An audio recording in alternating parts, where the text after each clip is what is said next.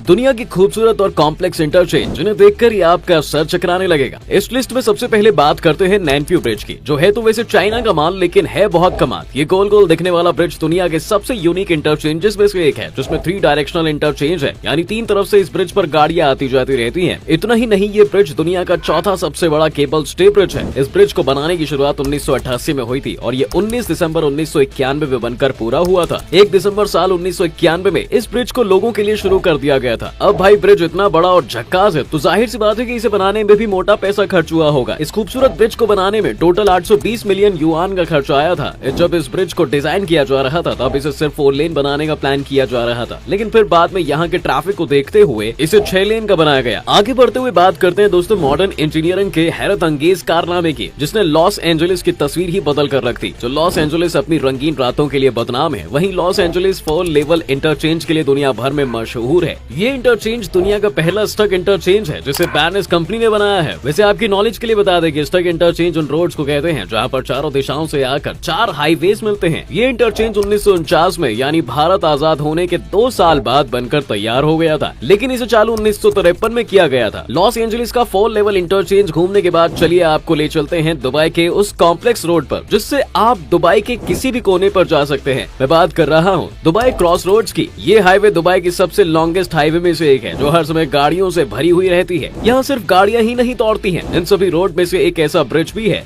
जिसके ऊपर दुबई की फास्टेस्ट मेट्रो चलती है। दोस्तों दुबई के बाद अब चलते हैं वहाँ जहाँ दुबई से कुछ कम रईसी नहीं है, और इसी रईसी का सबूत देते हुए इन्होंने दुनिया का सबसे एक्सपेंसिव इंटरचेंज बनवाया है। हम बात कर रहे हैं अमेरिका के सबसे बड़े इंटरचेंज स्प्रिंगफील्ड इंटरचेंज की, जो अमेरिका के वर्जीनिया में है। इस इंटरचेंज को बनवाने में अमेरिका ने पूरे 776 मिलियन US$ खर्च किए हैं। ये रोड न सिर्फ महंगी और बड़ी है, ये अमेरिका के सबसे बिजी इंटरचेंज में एक है, जहां रोजाना 3,40,000 से भी ज्यादा गाड़ियां गुजरती हैं। इस इंटरचेंज को 1960 में बहुत सिंपल से इंटरचेंज की तरह बनाया गया था, जिसे बाद में 1999 में फिर से रिकंस्ट्रक्ट किया गया और ये साल 2007 में पूरी तरह से बनकर तैयार हो गया। इस दौरान इसके ऊपर और भी हाईवेज बना दिए गए। दोस्तों कॉम्प्लेक्स रोड्स की इस लिस्ट में अगला नाम शामिल होता है भारत का काठीपारा जंक्शन। ये दोनों साइड से अंग्रेजी के अल्फाबेट B की तरह दिखता है। अभी तक आपने जितने भी रोड्स देखे हैं वो सभी देखने में बहुत कॉम्प्लेक्स लग रहे थे, लेकिन चेन्नई के इस इंटरचेंज का डिजाइन बहुत सिंपल रखा गया है। इतना सिंपल होने के बाद भी आए दिन लोग यहाँ रास्ता भूल जाते हैं। जो रोड मैप आप अभी देख रहे हैं ये अभी आधा ही बना हुआ है। अभी इसके ऊपर और हाईवेज को बनाया जाएगा और साथ ही इसके आसपास के एरियाज को और डेवलप किया जाएगा। काठीपारा जंक्शन के बाद आता है क्यांगचुन इंटरचेंज। अब जिसका नाम इतना कॉम्प्लेक्स है वो रोड कितना ही कॉम्प्लेक्स होगा। ये इंटरचेंज चाइना में है। इस इंटरचेंज में हाईवेज के ऊपर हाईवेज बनाए गए हैं। देखने में तो ये बहुत खूबसूरत लगते हैं, लेकिन अगर आप यहाँ खो गए तो आपको यू टर्न लेने के लिए भी 7 से 8 किलोमीटर दूर जाना पड़ेगा।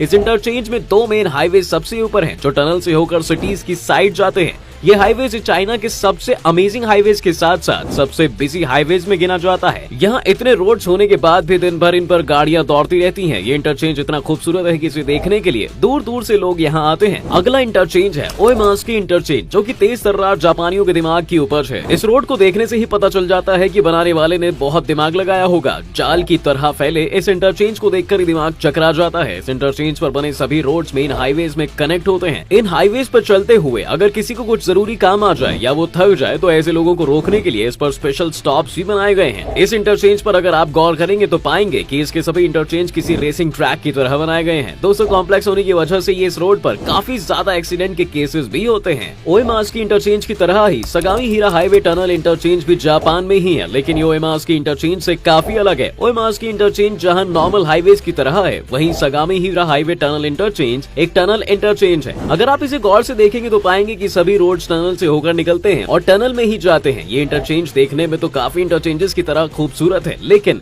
बाकियों से ज्यादा उलझा हुआ है। इसे देखकर ही आपके तोते उड़ जाएंगे। तो जरा सोचिए, इन सड़कों पर गाड़ी दौड़ाने वाले लोग इनका रास्ता कैसे ही याद रखते होंगे। दोस्तों लास्ट इंटरचेंज है जज हैरी पेटरसन इंटरचेंज। इस इंटरचेंज को आपने कई सारी मूवीज में देखा होगा। ये इंटरचेंज यूएसए के लॉस एंजलिस में है। ये इंटरचेंज भी 4 लेवल इंटरचेंज की तरह एक स्टक इंटरचेंज है। इस इंटरचेंज को कैलिफोर्निया द्वारा बनाया गया है, जो दुनिया में अब तक का सबसे बड़ा, सबसे महंगा और सबसे लंबा ट्रैफिक स्ट्रक्चर है। ये रोड इतना ज्यादा कॉम्प्लिकेटेड है कि यहाँ आने से पहले हर ड्राइवर का दिल जोर जोर से धक धक करता है।